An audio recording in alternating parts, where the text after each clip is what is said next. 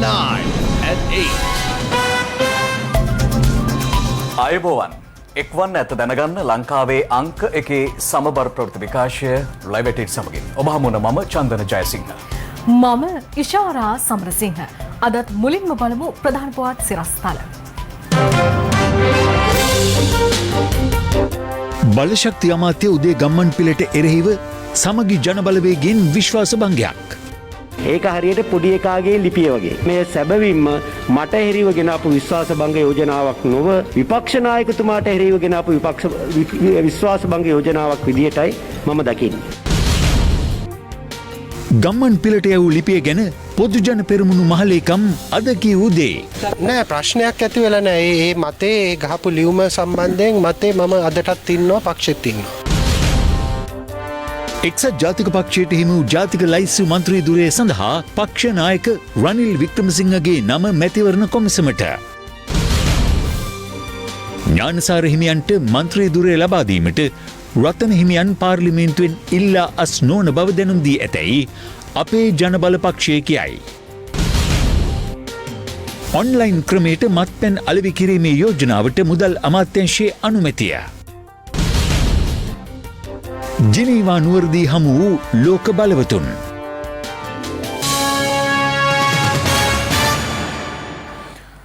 අමාත්‍ය උදේ ගම්මන්පිල මහතාට යැවූ ලිපිය සම්බන්ධයෙන් තමා සහ පක්ෂය අදටත් එම ස්ථාවරයේම සිටින බව ශ්‍රී ලංකා පොදු ජන පෙරමුණේ ප්‍රධාන ලේකම් සාගර කාර්යවසම් මහතා අද පක්ෂ මුලස්ථානයේ පැවති සාකච්ඡාවකට එක්වෙමින් සඳහන් කළා. මේ අතර බලශක්ති අමාත්‍ය උදේ ගම්මන්පිල මහතාට එරෙහිව විශ්වාසභංග යෝජනාවක් සඳහා සමගි ජනබලවේගයේ මන්ත්‍රීවරුන් අද අත්සන් තැබුවා. බලශක්ති අමාත්‍ය උදේ ගම්මන්පිල මහතාට එරෙහිව විශ්වාස භංග යෝජනාව සඳහා අද පෙරවරුවේ අත්සන් තැබුණේ විපක්ෂ නායක කාර්යාලයේදී. එම අවස්ථාවට සමගි ජනබලවේගයේ මහලේකම් රංජිත් මද්දුම් බණ්ඩාර, ලක්ෂ්මන් කිරියල් යන මන්ත්‍රීවරුන් ඇතුළු පිරිසක් එක්ව සිටියා. බලශක්ති අමාත්‍යවරයාට එරෙහි විශ්වාස භංගය සඳහා කරුණු 10ක් දක්වා තිබෙනවා. එහි පළමු කරුණ ලෙස උන් දක්වා ඇත්තේ ආණ්ඩුක්‍රම ව්‍යවස්ථාවේ 43 එක ව්‍යවස්ථා ප්‍රකාරව සාමූහික වගකීමට බැඳී සිටින නමුත් ආණ්ඩුවේ ප්‍රධාන පක්ෂය වන පොදු ජන පෙරමුණේ මහලේකම්වරයා ලිඛිතව සඳහන් කර ඇති පරිදි අමාත්‍ය මණ්ඩලයේ අනුමැතියකින් තොරව අමාත්‍ය ගම්මන්පිල මහතා ඉන්ධන මිල ඉහළ දැමීමට කටයුතු කර ඇති බවයි. එසේම ලෝක වෙළඳපොලේ කණ්ඩ තෙල් මිල අඩුවීමේ වාසිය තුලින් අත්‍යවශ්‍ය ආහාරවල මිල අඩු කරන බවට ලබා දුන් පොරොන්දුවද ඉටු නොකළ බව අදාළ විශ්වාස භංග යෝජනාවේ සඳහන්. එකී වාසිය පදනම් කොටගෙන වසර 2ක් මිල වැඩි නොකිරීමට දුන් පොරොන්දුවද ඉටු නොකළ බව සමගි ජනබලවේගයේ අදාළ විශ්වාස භංගයෙන් පෙන්වා දෙනවා. එයින් ආණ්ඩුක්‍රම ව්‍යවස්ථාව ඍජුව සහ අනියමින් උල්ලංඝනය කරමින් වරින් වර ලබා දුන් පොරොන්දු ඉටු කිරීමට බලශක්ති අමාත්‍යවරයා අපොහොසත් ඇති හේයින් ඔහුට එම දුරේ තවදුරටත් කටයුතු කිරීමේ හැකියාවක් නොමැති බව සමගි ජනබලවේගය පවසනවා. ආණ්ඩුවක් මොනටද ලෝක වෙළඳ පොලේ තෙල් මිල අඩු වෙනකොට වැඩි වෙනකොට අඩු කරන්න කියලා. අපි ඒක නිසා සමගි ජන බලවේගයත් අපි සියලු දෙනාම විපක්ෂ අපි තීන්දුව කරා රජයට විරුද්ධව ඒ වගේම මේ තෙල් මිල වැඩි කරපු අමතිවරයාට විරුද්ධව අපි විශ්වාස භංග යෝජනාවක් ඉදිරිපත් කරන්න. අවශ්‍ය අත්සන් ටික ගත්තයින් පස්සේ මම කතානායකතුමාගේ වෙලාවක් අරන් එතුමාට මම බාර දෙනවා. විපක්ෂයේ ප්‍රධාන සංවිධායක හැටියට දින 5ක් න්‍යාය පුස්තකයට ඇතුළත් කරලා දින 5 පවුණයින් පස්සේ අපි දිවයක් ගන්න බලා.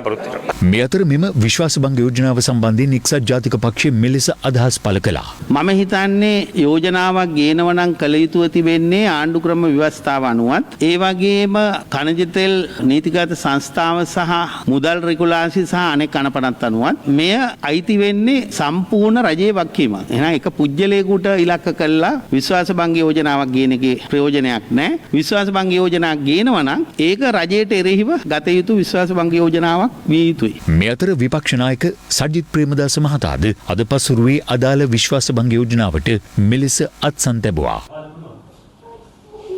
කෙසේ වෙතත් ඉන්ධන මිල වැඩි කිරීමේ වගකීම බාරගෙන පොදු ජන පෙරමුණ විෂයභාර අමාත්‍යවරයාට ඉල්ලා අස්වන ලෙස නිකුත් කළ නිවේදනයට ප්‍රතිචාර දක්වමින් පසුගියදා විපක්ෂ නායක සජිත් ප්‍රේමදාස මහතාද නිවේදනයක් නිකුත් කළා. එමගින් විපක්ෂ නායකවරයා අදාළ පාර්ශ්වයන්ගෙන් විමසා සිටියේ තෙල් මිල ඉහළ දැමීමේ තීන්දුව එක් අමාත්‍යවරයෙකු විසින් හිතු මනාපයට ගත්තේ කෙසේද යන්නත් සාමාන්‍යයෙන් මෙවැනි තීන්දුව ගනු ලබන්නේ කැබිනට් මණ්ඩලයේ බැවින් අදාළ තීන්දුවට එක් අමාත්‍යවරයෙකු චුද්ධිතයෙකු වන්නේ කෙසේද යන්නයි. මේ අතර සමගි ජනබලවේගයේ තමාට එරෙහිව ඉදිරිපත් කිරීමට නියමිත විශ්වාසභංග යෝජනාව සම්බන්ධයෙන් අද කොළඹදී පැවති වැඩසටහනකට සහභාගී වූ අමාත්‍ය උදය ගම්මන්පිල මහතාගෙන් මාධ්‍යවේදීන් විමසා සිටියා. ඔබතුමාට විරුද්ධව විශ්වාසභංග යෝජනාවක් අත්සන් කරවා දෙන්න සමගි ජන බලවේගය. ඒක මට ලැබුණා. අත්සන් කරන අතරම മന്ത്രിවරයෙක් මට පිටපතක් කියවලා තිබුණා. ඒකේ හැටියට නම් ඒක හරියට පොඩි එකාගේ ලිපිය වගේ. මම ඒකේ තියෙන අඩුපාඩු මොනවද? ඉදිරියේදී රටට පැහැදිලි කරනවා. ඒ වගේම විපක්ෂ නායකතුමා ලිඛිත ප්‍රකාශයක් කරමින් කිව්වා ඉවත් විය යුත්තේ ගම්මන්පිල නොව ආණ්ඩුවයි කියලා. විපක්ෂ නායකතුමා එහෙම කියලා තිබෙදී විපක්ෂයේ മന്ത്രി පිරිසක් ආණ්ඩුවට එරෙහිව නැතුව මට එරෙහිව විශ්වාසභංග යෝජනාවක් ගෙනීමෙන් පේන්නේ විපක්ෂ නායකතුමාගේ ප්‍රකාශය පිළිබඳ විපක්ෂයේ മന്ത്രിවරුන්ට විශ්වාසයක් නැති බවයි. ඒ නිසා මේ සැබවින්ම මට එරෙහිව ගෙනාපු විශ්වාසභංග යෝජනාවක් නොව විපක්ෂ නායකතුමාට එරෙහිව ගෙනාපු විශ්වාසභංග යෝජනාවක් විදියටයි මම දකින්නේ. මේ අතර අද පෙරවරුවේ ශ්‍රී ලංකා පොදු ජන පෙරමුණේ පසුපෙළ මන්ත්‍රීවරුන්ගේ සාකච්ඡාවක් නෙළුම් මාවතේ පිහිටි එම පක්ෂ කාර්යාලයේදී පැවැත්වුණා. තෙල් මිල වැඩි කිරීම සම්බන්ධයෙන් අපිට තියෙනවා මතයක් අපේ පක්ෂයට. අපි පක්ෂයක් විදිහට ඒ සම්බන්ධයෙන් සතුටු නෑ. මේ ඉන්ධන වැඩි කිරීමේදී තීන්දුව ගත්ත සියලු දෙනා වැරදි කියලා මම කියන්නේ. එම අවස්ථාවට ශ්‍රී ලංකා පොදු ජන පෙරමුණේ මහලේකම් නීතිඥ සාගර කාර්යවසම් මහතා ද එක්ුණා. අදන අතටම ආවුණා. මන්ත්‍රීතුමා මොකද වෙන්නේ මේ රහස් සාකච්ඡාවක් යනවා කියලා අපි ආරංචි වුණේ. රහස් සාකච්ඡා නෑ අපි කරන දේවල් ඔක්කොම එළිපිටනේ. එහෙනම් අපිට එළියට අවිල්ලා අනිවාර්යෙන් කියන්න ඕනේ දැන් මොකද වෙන්නේ කියලා. රහසේ කිසි දෙයක් කරන්නේ නෑ. ඒ කියන්නේ මොකද වෙලා තියෙන්නේ අතර? මේ රටේ ජනතාව විසින් බොහි කරපු ජනතාවගේ පක්ෂය තමයි ශ්‍රී ලංකා පොදු ජන පෙරමුණ කියන්නේ. ඒ ශ්‍රී ලංකා පොදු ජන පෙරමුණ වෙනුවෙන් අපි ගන්න ඕන තීරණ ජනතාව වෙනුවෙන් ඒ සියලු තීරණ ගන්නවා. ඒ සියලු දේවල් නිර්භය ප්‍රකාශ කරනවා. ඉදිරියටත් එහෙමම කරනවා. ඒතකොට දැන් මේ ඇවිල්ලා ඉන්න කණ්ඩායම මොකක් කරන්නද ඇවිල්ලා තියෙන්නේ? මොකද සාකච්ඡා? මේ පක්ෂ මේ ප්‍රධාන කාර්යාලයට එන්න පක්ෂ മന്ത്രിවරුන්ට විශේෂ අවසරයක් තියෙන්න ඕනේ නැහැ. ඔබතුමා ගහපු ලියුම සම්බන්ධයෙන් අද මේ ප්‍රශ්නය කියලා සාකච්ඡා නෑ ප්‍රශ්නයක් ඇති වෙලා නෑ. ඒ මතේ ඒ ගහපු ලියුම සම්බන්ධයෙන් මතේ මම අදටත් ඉන්නවා පක්ෂෙත් ඉන්නවා. ඒ කියන්නේ ඔබතුමා තාම නිවැරදි කියන එක කියන්නේ ගත තීරණය. ඒ මතේ අදටත් ඉන්නවා. සාගර කාර්යවසම් මහතාගේ මෙම ප්‍රකාශය සම්බන්ධයෙන්ද මාධ්‍යවේදීන් අමාත්‍ය උදය ගම්මන්පිල මහතාගේ මතය විමසුවා. සාගර කාර්යවසම් මැතිතුමා එහෙම කිව්වේ ඇයි කියලා මගෙන් අහන්නේ ඇයි? ඒක අහන්න ඕනේ එතුමගෙන්නේ. දැන් ඔබතුමාට ආණ්ඩුවෙනුත් කියවුවා. විපක්ෂෙනුත් විශ්වාසභංග යෝජනාවක් ගෙනල්ලා තියෙනවා. ඇත්තටම හිතෙන්නේ නැද්ද අයින් වෙලා යන්න මේ? පළ තිබෙන රුකටලු ගල් ගහන. එවැනි ප්‍රකාශයක් කරලා මගේ ශක්තිය මටත් ලොවටත් පෙන්වුවාට සාගර කාර්යවසම් මැතිතුමනි ඔබට බොහොම පිං. මේ අතර ඉන්ධන මිල වැඩි කිරීමට එරෙහිව හොරණ ප්‍රාදේශීය සභාවේ විපක්ෂ මන්ත්‍රීවරුන් සභාව පැවැත්වෙන ඉංගිරිය රංගශාලාව ඉදිරිපිටදී විරෝධතාවක නිරත වුණා. ස්වල්ප වේලාවක් එම ස්ථානයේ විරෝධතාවයේ නිරත වූ පිරිස අනතුරුව රැස්වීම් ශාලාවේදීද විරෝධතාවයේ නිරත වූයේ මේ අයුරින්. විපක්ෂ මන්ත්‍රීවරුන්ගේ විරෝධතාව හේතුවෙන් සභා රැස්වීම කල් දැමීමට සිදු වුණා. රජයේ ඉහළ දැමූ ඉන්ධන මිලට විරෝධය පළ කරමින් අනුරාධපුර මිහින්තලේ ප්‍රාදේශීය සභාවේ විපක්ෂ මන්ත්‍රීවරයක් වීල් බැරෝවකින් පැමිණ මෙලෙස විරෝධය පළ කළා. මේ අතර ඉන්ධන මිල ඉහළ දැමීමට විරෝධය පළ කරමින් අම්බලන්ගොඩ සමස්ත ලංකා ධීවර සංගමය ඊයේ රාත්‍රියේ පන්දම් දල්වා අම්බලන්ගොඩ ධීවර වරාය තුලදී විරෝධතාවයක නිරත වූ අතර මීරිගම විජය රජධාන ප්‍රදේශයේදී සමගි ජනබලවේගයේ මන්ත්‍රීවරුන් පිරිසක් මෙලෙස විරෝධතාවයේ නිරත වුණා. මේ අතර නිවේදනයක් නිකුත් කරමින් අගරාදුගුරු අතිඋතුම් මැල්කම් කාදිනු රංජිත් හිමිපාණන් පවසන්නේ කොවිඩ් වසංගතය සංචරණ සීමා පැනවීම සහ ගිනිබත් වූ නෞකාව යන තුන්වැදෑරුම් විනාශයන්ට මෙරට ජනතාව ගොදුරක් වී ඇති බවයි. එවන් අවස්ථාවක ඉන්ධන මිල වැඩි කිරීම ගසෙන් වැටුණු මිනිසාට ගුණ එන්නක් වැනි කටුක අත්දැකීමක් බවයි උන්වහන්සේ පවසන්නේ. ඉන්ධන මිල වැඩි කිරීමට අවශ්‍ය නම් ඒ කළ යුතුව තිබුණේ මෙවැනි විනාශයකට ජනතාව ඇදවැටි ඇති අවස්ථාවක නොවන බව පෙන්වා දෙන උන්වහන්සේ පවසන්නේ ඉන්ධන මිල වැඩි කිරීමේ තීරණය සාධාරණ නොවන බවයි. ඒ හේතුවෙන් පීඩාවට පත් වූවන්ට සහන සැලසීමට පියවර ගන්නා ලෙස මැල්කම් කාදින රංජිත් හිමියන් ජනාධිපතිවරයාගෙන් සහ රජයෙන් ඉල්ලා සිටිනවා. පූජ්‍ය ගලගොඩ අත්තේ ඥානසාර හිමියන්ට මන්ත්‍රී ධුරය ලබා දීම සඳහා පූජ්‍ය අතුරුලියේ රතන හිමියන් පාර්ලිමේන්තුවෙන් ඉවත් නොවන බව තමන්ට දැනුම් දුන් බව අපේ ජනබල පක්ෂයේ සභාපති සමන් පෙරේරා මහතා පවසනවා. මේ අතර එක්සත් ජාතික පක්ෂයට හිමි ජාතික ලයිස්තු මන්ත්‍රී ධුරය සඳහා පක්ෂ නායක රනිල් වික්‍රමසිංහ මහතා පත් කරන ලෙස එම පක්ෂයේ මහ ලේකම්වරයා විසින් අද මැතිවරණ කොමිසම වෙත දැනුම් දුන්නා. පසුගිය වසරේ අගෝස්තු මාස 5 වෙනිදා පැවති මහමැතිවරණයෙන් එක්සත් ජාතික පක්ෂයට කිසිදු දිස්ත්‍රික්කයකින් මන්ත්‍රී ආසනයක් දිනා ගැනීමට හැකි වූයේ නැහැ. එම පක්ෂයට මුළු දිවයිනින්ම හිමි වූ ඡන්ද සංඛ්‍යාව වූයේ ඡන්ද 2,49,435ක් වන අතර ඒ අනුව එක් ජාතික ලයිස්තු මන්ත්‍රී ධුරයක් පමණක් එම පක්ෂයට හිමි වුණා. එසේ හිමි වූ එම මන්ත්‍රී ධුරය සඳහා එක්සත් ජාතික පක්ෂයෙන් කිසිවෙක් නම් නොකළ අතර මාස 9ක් තිස්සේ එම ධුරය පුරප්පාඩුව පැවතියා. එවන් පසුබිමක පසුගිය 31 වනදා පැවති එම පක්ෂයේ කෘත්‍යාධිකාරී මණ්ඩල රැස්වීමේදී එක්සත් ජාතික පක්ෂයට හිමි වූ එකම ජාතික ලයිස්තු මන්ත්‍රී ධුරය සඳහා පක්ෂ නායක රනිල් වික්‍රමසිංහ මහතා පත් කිරීමටයි ඒකමතිකව තීරණය කරනු ලැබුවේ. ඒ අනුව එම ප්‍රසාද මන්ත්‍රී ආසනය සඳහා රනිල් වික්‍රමසිංහ මහතාගේ නම අද පෙරවරුවේ මැතිවරණ කමිෂන් සභාව වෙත පක්ෂ මහලේකම්වරයා විසින් භාර දීමට කටයුතු කළා. අපේ එක්සත් ජාතික පක්ෂය සඳහා පහුගිය මැතිවරණයෙන් ජාතික ලයිස්තු මන්ත්‍රී ධුරයකට අපි හිමිකම් කියනවා. ඒ හිමිකමට අනුව පක්ෂයේ නායක රනිල් වික්‍රමසිංහ මහත්මයා පාර්ලිමේන්තු මන්ත්‍රී ධුරය සඳහා මැතිවරණ කොමසාරිස්තුමාට වෙත අදාළ ලියකියවිලි අත අපි භාර දුන්නා. වෙනසක් සිද්ධ වෙයිද පාර්ලිමේන්තුවේ? ඔව් අපි භාර දුන්නේ එකයි ප්‍රතිඵලය 60යි. පැහැදිලි නෑ. ඔබේ ප්‍රවෘත්තිවලදී පළ කරන්නේ එතකොට ජනතාව තේරුම් ගන්න මොකද්ද කියලා. ඔබට අපහැදිලි වුණාට රටේ ජනතාවට පැහැදිලි මේක. කී දෙනෙක් කොහොමවත් එක සාකච්ඡා කරලා තියෙනවද ඒ සම්බන්ධයෙන්? ආණ්ඩු පක්ෂයේ ඒ වගේම විරෝධ පක්ෂයේ දෙකේම ඉන්න බොහෝ දින සාකච්ඡා කරලා තියෙනවා. ඒවා ප්‍රතිඵල ඉදිරි කාල පරිච්ඡේදයේදී බලමු. දැන්වත් පක්ෂ ප්‍රජාතන්ත්‍රවාදයක් තියෙනවද? එදත් ප්‍රජාතන්ත්‍රවාදයේ තිබුණා අදත් ප්‍රජාතන්ත්‍රවාදයේ තියෙන ප්‍රජාතන්ත්‍රවාදයේ නැති තැන් වල තමයි කලින් විශ්වාසය පළ කරලා ඉවරලා ඔය ගිවිසුම් අත්සන් කරන්නයි ලේඛන අත්සන් කරන්නයි දාලා තියෙන්නේ. අපි එහෙම එකක් කරලා නැහැ. අපේ නායකයා ඒ වගේ තුට්ටු දෙක වැඩක් සංසාරයවත් කරලා නැහැ. මේ අතර රනිල් වික්‍රමසිංහ මහතා ලබන 23 වෙනිදා පාර්ලිමේන්තු මන්ත්‍රීවරයෙකු වශයෙන් දියුරුම් දීමට නියමිතව තිබෙනවා. එක්සත් ජාතික පක්ෂයේ මන්ත්‍රීවරයා වෙනුවෙන් පාර්ලිමේන්තු සභාගර්භය තුළ අදාළ අසුන වෙන්කොට ඇති බව පාර්ලිමේන්තු වේත්‍රධාරී නරේන්ද්‍ර ප්‍රනාන්දු මහතා පවසනවා. ඒ අනුව විපක්ෂයේ දෙසින් අංක 16 දරන අසුන එක්සත් ජාතික පක්ෂයේ මන්ත්‍රීවරයා වෙනුවෙන් වෙන්කොට ඇති අතර ඊට යාබද අංක 15 දරන අසුන ජාතික ජනබලවේගයේ නායක අනුර කුමාර දිසානායක මහතා හොබවනවා. ජ්‍යෙෂ්ඨත්වයේ පාර්ලිමේන්තුවේ දරන තනතුරු හා පක්ෂ නායකත්වය යන කරුණු ඇතුළත්ව අසුන් ගැන්වීමේ ක්‍රමවේදයට අනුව අදාළ අසුන වෙන්කොට ඇති බවයි වාර්තා වන්නේ. මේ අතර අපේ ජනබල පක්ෂයේ මන්ත්‍රී ආසනය කලින් නියම කරගත් පරිදි මේ මොහොතේ තමන් වහන්සේට හිමි විය යුතු බවට පූජ්‍ය ගලගොඩාත්තේ ඥානසාර හිමියන් පසුගියදා ප්‍රකාශ කළා. රතන හාමුදුරුවන්ට මන්ත්‍රී ධුර ලබා දුන්නේ මාස 6කට. දැන් කාලය හරි ජූලි මාසේ 5 වෙනිදාට මාස 6 සම්පූර්ණ වෙනවා. අනිවාර්යයෙන් මේ පොරොන්දු පරිදි මම හිතනවා පක්ෂය ඒ සාධාරණ ඉෂ්ට කරයි කියලා මගේ නම යෝජනා කළා යවයි කියලා මැතිවරණ කොමසාරිස්තුමාට රතන හාමුදුරුවන්ට දින ඉල්ලාස් වෙලා ඒ රාජකාරිය කරන්න. මොකද මේක මට ලැබිච්ච මන්ත්‍රී ධුරය. කෙසේ නමුත් අපේ ජනබල පක්ෂයේ සභාපති සමන් පෙරේරා මහතා ඒ සම්බන්ධයෙන් පළ කළේ මෙවන් අදහසක්. ඥානසාර හාමුදුරුවෝ රතන හාමුදුරුවන්ගෙන් ඉල්ලීමක් කරලා තියෙනවා මාස 6කින් පස්සේ ඥානසාර හාමුදුරුවන්ට මේ මන්ත්‍රී ධුරය ලබා දෙන්න කියලා. ඉතින් රතන හාමුදුරුවෝ ඒ උන්වහන්සේගේ ඉල්ලීම ප්‍රතික්ෂේප කරලා තියෙනවා. දැන් රතන හාමුදුරුවම අවුරුදු 5 පාර්ලිමේන්තුවේ ඉන්නවා කියලා. ඇත්තටම දැන් මේ වෙලාවේ පක්ෂයක් හැටියට අපට ගන්න කිසිදු ක්‍රියාමාර්ගයක් නැහැ. අපි දන්නේ නැහැ රතන හාමුදුරුවෝ මේ ඥානසාර හාමුදුරුවෝ ඇති කරගත්ත එකඟතාවය මොකක්ද කියලා. හොඳම දේ තමයි ඥානසාර හාමුදුරුවෝත් රතන හාමුදුරුවෝත් සුහඳතාවයෙන් මේ ප්‍රශ්නේ අරුබුදයක් ඇති කරගන්නේ නැතුව මේ ප්‍රශ්නේ ඒ දෙන්න සුහඳතාවයෙන් විසඳගෙන අපට යෝජනා කරන්න පුළුවන් උන්වහන්සේලාට ඔන්න දැන් මම අයින් හවලාපත් කරන්න කියලා. ඊට එහා අපට මුකුත් මේ සම්බන්ධව අපට මොනවාක්වත් ක්‍රියාමාර්ගයක් ගන්න බෑ මේ ප්‍රශ්නේදී.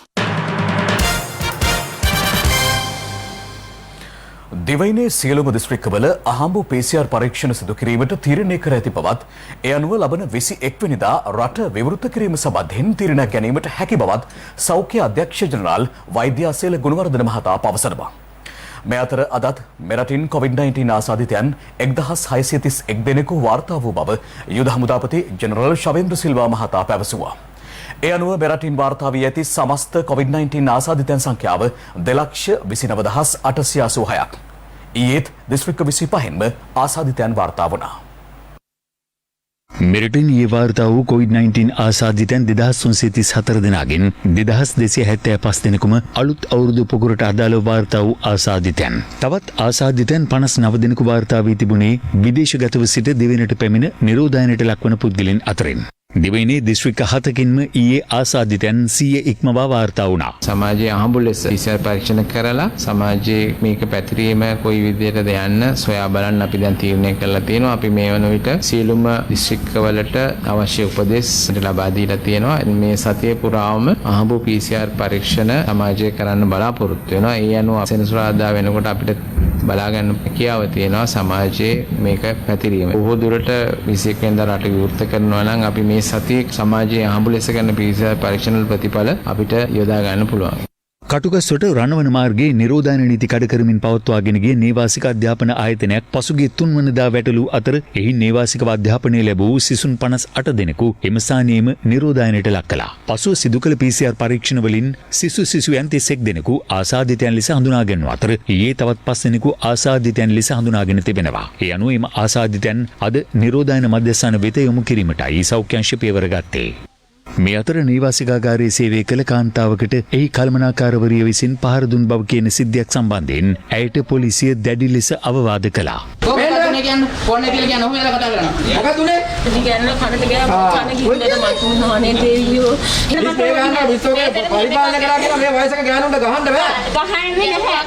COVID-19 මර්ධනය සඳහා ඉන්නත් ලබා දීම අද දිවයිනේ ප්‍රදේශ කිහිපයකදීම සිදු කෙරුණා.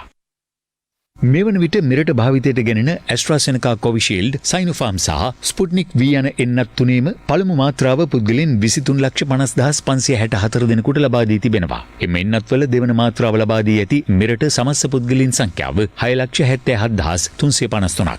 මේ අතර සෞඛ්‍ය ආරක්ෂිත භාවයට ප්‍රමුඛතාවය දෙමින් හැකි ඉක්මනින් පාසල් විවෘත කිරීම රජයේ අභිලාෂය බව අධ්‍යාපන අමාත්‍ය මහාචාර්ය ජී.එල්. පීරිස් මහතා පවසනවා. අද උදෑසන අපේ සාකච්ඡාවක් පැවැත්වුවා අධ්‍යාපන අමාත්‍යාංශයේ විශේෂඥ වෛද්‍යවරුන් සමග පාසල් විවෘත කිරීමට පසුබිමක් ක්‍රමානුකූලව සකස් කිරීම සඳහා. හැබැයි අපේ අවධානය නිරන්තරයෙන් යොමු වෙනවා හැකියතාක් ඉක්මනට සෞඛ්‍ය නිර්දේශවලට යටත් සුදුසු පරිසරයක් රටේ ඇති වහාම පාසල් යළි විවෘත කිරීමට. දැන් අපි අවුරුදු 1මාරකට ආසන්න ප්‍රමාණයක් විශ්වවිද්‍යාල සහ පාසල් වසලා තියෙනවා. ඉතින් ඒ නිසා දෙමව්පියන් වැඩිහිටියන් වශයෙන් තාමත්ම වගකීමෙන් මේ වෙලාවේ වැඩ කරන්න ඕනේ. මේ වගකීම අපි අතින් ගිලිහුණොත් අපිට මේ පාසල් විවෘත කරන්න තියෙන එක මේ විශ්වවිද්‍යාල විවෘත කරන්න තියෙන අවස්ථාව තවත් එන්න ඈත් වෙනවා. සංචරණ සීමා හා නිරෝධායන නීති කඩ කරන පිරිස් සොයා සිදු කරන මෙහෙයුම් අතරතුර රුපියල් කෝටි 1.5කට වඩා වටිනාකමකින් යුත් මද්‍රව්‍ය තොගයක් සමග සැකකරුවන් 90 දෙනෙකු කහතුඩුව ප්‍රදේශයේදී අත්අඩංගුවට ගැනීමට පොලිස් විශේෂ කාර්ය බළකා නිලධාරීන් සමත් වුණා. මේ අතර ඔන්ලයින් ක්‍රමයට මත්පැන් අලෙවි කිරීම සඳහා සුරාබදු දෙපාර්තමේන්තුවට මුදල් අමාත්‍යාංශයේ අනුමැතිය හිමි වූ බව සුරාබදු කොමසාරිස් ජෙනරාල් එම්.ජේ. ගුණසිරි මහතා ප්‍රකාශ කළා. ජාලගත සුපිරි විලන්සල් සහ මත්පැන් පාරිභෝගිකයන් ඔන්ලයින් ක්‍රමයට මත්පැන් ලබා දෙන ලෙසට සුරාබදු දෙපාර්තමේන්තුවෙන් සිදු කළ ඉල්ලීම් වලට අදාළ නිර්දේශ මුදල් අමාත්‍යාංශයට පසුගියදා යොමු කරනු ලැබුවා. එම නිර්දේශවලට ප්‍රතිචාර දක්වමින් මුදල් අමාත්‍යාංශයෙන් ඊට අනුමැතිය හිමිව තිබෙනවා. ප්‍රතිශක්තිකරණය හරහා තමයි මේ කොවිඩ් රෝගය වළක්වා ගන්න පුළුවන්.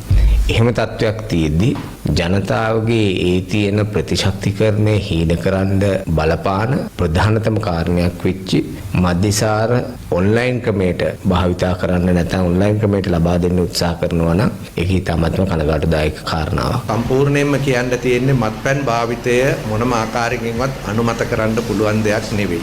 ඔන්ලයින් කරලා ගෙදරට ගෙනල්ලා දෙනවා නම් මං හිතන්නේ මේ ඔය කියන ජනයා එක්රස් වීම සිද්ධ වෙයි කියලා. නමුත් එතන නෙවෙයි ප්‍රශ්නේ තියෙන්නේ. මේ වගේ අවස්ථාවක එවැනි මත්පැන් බෙදා හැරීමක් සිද්ධ වෙනවාද කියන එක ගැන මම හිතනවා සුරාබදු දෙපාර්තමේන්තුවේ එතුමන්ලගේ අවධානය මේ සඳහා යොමු කරાવી කියලා. සංචරණ සීමා හා නිරෝධායන නීති ක්‍රියාත්මක වන කාලයේදී ජංගම වෙළඳ සේවා පවත්වාගෙන යාම සඳහා නිකුත් කර ඇති බලපත්‍රවල වළංගු කාලය ලබන 21 වන දින දක්වා දීර්ඝ කර ඇති බව පොලිස් මාධ්‍ය ප්‍රකාශක නියෝජ්‍ය පොලිස්පති අජිත් රෝහණ මහතා ප්‍රකාශ කළා.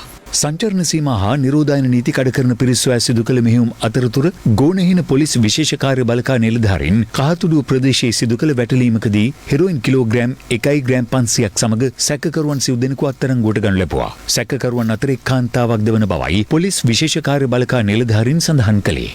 මේ අතර කුරුණෑගල සුරාබදු දෙපාර්තමේන්තු නිලධාරීන් විසින් පේද්දෝ ප්‍රදේශයේ සිදු කළ වැටලීමකදී ආයුර්වේද වෛද්‍යවරයෙකු බව කියා ගන්නා පුද්ගලයෙකු නීති විරෝධී මත්පැන් නිෂ්පාදනය කර වර්ණ ගන්වා ආයුර්වේද අරිෂ්ටයක් ලෙස අලෙවි කරමින් සිටියේදී අත්අඩංගුවට ගනු ලැබුවා.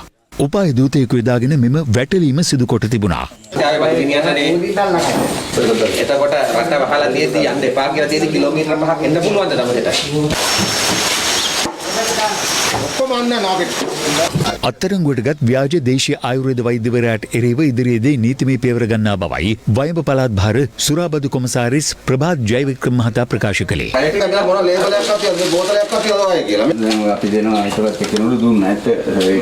මේ අතර කුරිය සේවා ආයතනයක් කරා පුද්ගලයෙකු අතට පත් කිරීමට රැගෙන රුපියල් ලක්ෂ 8කට වඩා වැඩි වටිනාකමකින් යුත් ගංජා කිලෝග්‍රෑම් 5ක් සමග පුද්ගලයෙකු අත්අඩංගුවට ගැනීමට ගල්කිස්ස කොට්ටාශ අපරාධ විමර්ශන කාර්යාංශයේ නිලධාරීන්ට හැකි වුණා.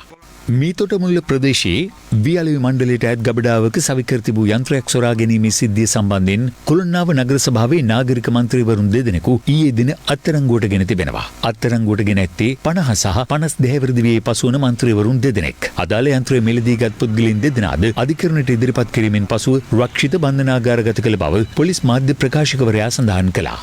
සංචරණ සීමා හා නිරෝධායන නීති කඩ කරන පුද්ගලින් සොයා සිදු කළ මෙහෙයුම්වලදී ඊයේ දිනේදී පුද්ගලින් 1411 දෙනෙකු අත්අඩංගුවට ගෙන තිබෙනවා.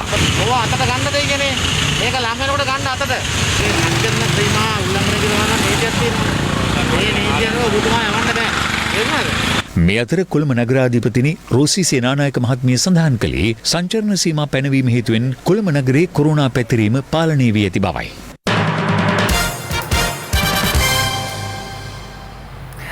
කොවිඩ් වසංගතයෙන් අසරණ වූ බොහෝ අයට උදව් කරන්න ස්වර්ණවාහිනිය පහුගිය කාලයේදීම කටයුතු කළා.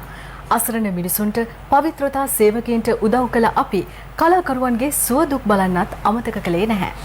ඔව්. මේ නිසාම මේ දුෂ්කර කාලේ හරි හැටි රස්සාවක් කරගන්න බැරි ත්‍රිරෝදරත හිමියන්ට සහනයක් දෙන්නත් අද අපි කටයුතු කළා. ඒ අය හොයාගෙන අපි ගියේ ගාල්ල කරාපිටියට. ත්‍රිරෝදරත හිමියන් එදා වේල හම්බ කරගෙන ජීවත් වෙන පිරිසක්. කොවිඩ් වසංගතයෙන් තමන්ගේ රස්සාව කරගන්න බැරිව ගෙදරට වෙලා ඉන්න දහස් ගණන් ත්‍රිරෝදරත හිමියන් අපේ රටේ ඉන්නවා. ඒ නිසාම ඔවුන්ගේ දුකට පිහිටක් වෙන්න ස්වර්ණවාහිනිය අද දවසේ කටයුතු කළා. අද අපි ගාල්ල කරාපිටියට ගියේ වියලි ආහාර ද්‍රව්‍ය පිරුණු මල්ලක් ඔවුන්ට ලබා දෙන්න. මේ වෙලාවේ තමයි අපි කෙනෙකුට උදව් කර යුත්තේ. බලන්න ත්‍රිරෝදරත රියදුරු මහත්වරුන් ඉතාමත්ම අපූර්වවට DC සෞඛ්‍ය ආරක්ෂිත ක්‍රමවේදයන් අනුගමනය කරමින් මේ ස්ථානට ඒකරාශී වී සිටින ආකාරය. ගාල්ල පැත්තේ අසරණ වුණු මේ ත්‍රිරෝදරත හිමියන්ට වියලි ආහාර ද්‍රව්‍ය මල්ලක් ලබා දෙන්න අපිත් එක්ක එකතු වුණේ තවත් හිත් ඇති මිනිසුන් දෙදෙනෙක්. ඒ චන්ද්‍රලාල් අබේගුණවර්ධන මහතා සහ ජයන්ත පුංචිහිවා මහතායි. ඔවුන් දෙපළගේ අනුග්‍රහය යටතේ අද දවසේ ගාල්ල මූලස්ථාන පොලිස් පරීක්ෂක කපිල සේනාධිපති මහතාගේ ප්‍රධානත්වයෙන් ස්වර්ණවාහිනිය මෙලෙස ත්‍රිරෝදරත හිමියන්ට සහනයක් සලසන්න කටයුතු කළා.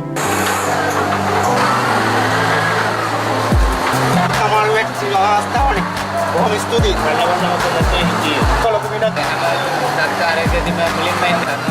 උපහාරයක් ඇටියෙන් සරණවාහිනියට ස්තුතිවන්ත වෙනවා. බොහොම හොඳ වැඩ කටහනක්.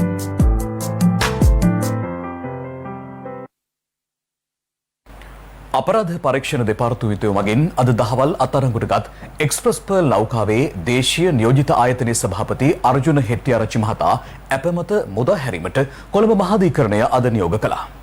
මෙහිදී රජයේ නියෝජ්‍ය සොලිසිටර් ජනරාල් මාධව තෙන්නකෝන් මහතා අධිකරණයේ හමුවේ පැවසුවේ එක්ස්ප්‍රස් පර්ල් නෞකාව තුළ රසායනික ද්‍රව්‍ය කාන්දුවක් හා දුමාරයක් පිටවන බව දනිමින් ඒ බව වසංකොට අදාළ නෞකාව දේශීය ජල තීරය තුළට පිවිසීමට මෙම සැකකරු ඇතුළු ඔහුගේ සමාගම ආධාර අනුබල දී ඇති බවයි. මෙරට මුහුදු සීමාවේදී ගිනිගැනීමට ලක් වූ එක්ස්ප්‍රස් පර්ල් නෞකාවේ දේශීය නියෝජිත ආයතනය වන සී කොන්ටෝසියම් ලංකා සමාගමේ සභාපති අර්ජුන හෙට්ටිආරච්චි මහතා අද පෙරවරු 8:45ට පමණ අපරාධ පරීක්ෂණ දෙපාර්තමේන්තුවට පැමිණ පැය එකමාරක පමණ කාලයක් සාක්ෂි ලබා දුන්නා. නෞකාවේ දේශීය නියෝජිත ආයතනයේ සභාපති අර්ජුන හෙට්ටිආරච්චි මහතා සිය නීතිඥවරුන් මාර්ගයෙන් අපරාධ පරීක්ෂණ දෙපාර්තමේන්තුවට බහර වීමෙන් අනතුරුව අපරාධ පරීක්ෂණ දෙපාර්තමේන්තුව විසින් ඔහු අත්අඩංගුවට ගත්තා. අත්අඩංගුවටගත් සැකකරු කොළඹ මහාධිකරණය වෙත ඉදිරිපත් කෙරෙනු අතර පැමිණිල්ල වෙනුවෙන් පෙනී සිටි රජයේ නියෝජ්‍ය සොලිසිටර් ජෙනරාල් මාධව තෙන්නකෝන් මහතා අධිකරණය හමුවේ කරුණු දක්වමින් එක්ස්ප්‍රස් පර්ල් නෞකාව තුළ රසායනික ද්‍රව්‍ය කාන්දුවක් සහ දුමාරයක් පිටවන බව දනිමින්ම ඒ බව වසන් කොට අදාළ නෞකාව දේශීය ජලතීරය තුළට පිවිසීමට මෙම සැකකරු ඇතුළු ඔහුගේ සමාගම ආධාර අනුබල දී ඇතැයි චෝදනා කළා. සැකකාර අර්ජුන හෙට්ටිආරච්චි මහතා වෙනුවෙන් පෙනී සිටි ජනාධිපති නීතිඥ අනුර මැද්දේගොඩ මහතා සඳහන් කළේ තම සේවාදායකයා කිසිදු අවස්ථාවක සත්‍ය වසන් කිරීමක් සිදු කර නොමැති බවයි. අදාළ නෞකාව මැයි මස 19 වෙනිදා දේශීය ජලතීරය තුළට පිවිසි බවත් 20 වෙනිදා සවස 4:30ට පමණ හාබර් මාස්ටර්වරයාගේ නිලධාරීන් කණ්ඩායමක් නැවට ගොඩ වූ බව පෙන්වා දුන් ජනාධිපති නීතිඥවරයා එම අවස්ථාව වන විටත් නෞකාව තුළ ගින්නක් හටගෙන නොතිබූ බව ප්‍රකාශ කළා. නීතිඥවරයා වැඩිදුරටත් පැවසුවේ ගින්න හට ගැනීමට පෙර පැය 24කට වැඩි කාලයක් අදාළ නෞකාව වරාය අධිකාරිය බහරේ තිබී ඇති හේයින් එම නෞකාව තුළ ඇති වූ අනතුරු සම්බන්ධයෙන් තම සේවාදායකයාට වගකිව නොහැකි බවයි. මෙහිදී රජයේ නියෝජ්‍ය සොලිසිටර් ජෙනරාල්වරයා අධිකරණයට දන්වා සිටියේ දැනට සිදු කර තිබෙන විමර්ශනවලට අනුව මෙම සැකකරු සමුද්‍ර දූෂණ වැළැක්වීමේ පනතේ 26 වෙනි වගන්තිය යටතේ වරදක් සිදු කර ඇති බවට කරුණු අනාවරණය වන බැවින් ඔහු මෙම නඩුකරයේ දෙවන සැකකරු ලෙස නම් කරන බවයි. කෙසේ වෙතත් නියෝජ්‍ය සොලිසිටර් ජෙනරාල්වරයා අධිකරණයට දන්වා සිටියේ සැකකරු අපමත මුදා හැරීම සම්බන්ධයෙන් පැමිණිල්ල වන තමන් විරුද්ධ නොවන බවයි. ඉදිරිපත් වූ කරුණු සලකා බැලූ කොළඹ මහාධිකරණ විනිසුරු දමිත් තොටවත්ත මහතා නියෝග කළේ සැකකරු රුපියල් ලක්ෂයක මුදල් ඇප සහ රුපියල් ලක්ෂ 10 බැගින් වූ ශරීර ඇප දෙකක් මත මුදා හැරීමටයි. සැකකරුට විදෙස් ගමන් තහනමක්ද පනවනු ලැබුවා. එක්ස්ප්‍රස් පර්ල් නෞකාව පසුගිය 20 වෙනිදා ගෙන ගැනීමට ලක් වූ අතර ගින්න හට ගැනීමට පෙර වරාය අධිකාරියේ නිලධාරීන් පිරිසක් නෞකාවට පැමිණි බවට පැවසෙන දර්ශන කිහිපයක් මේ.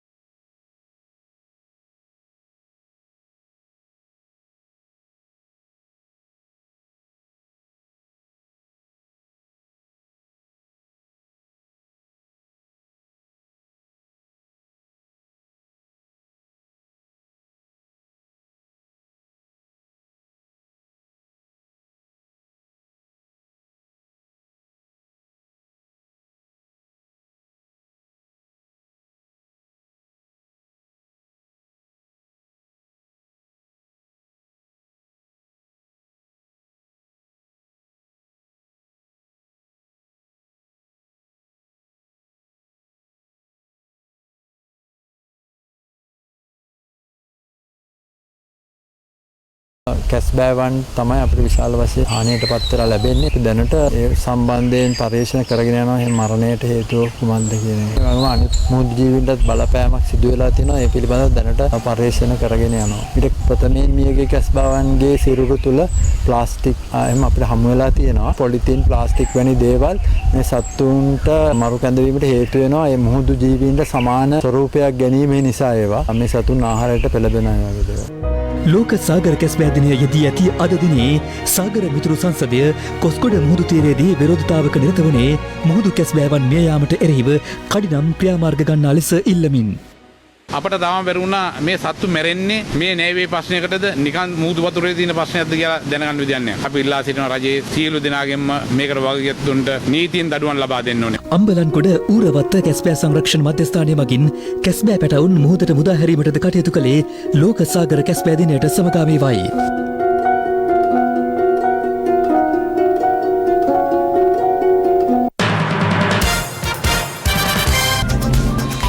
දැන් තවත් දේශීය පුවතක්.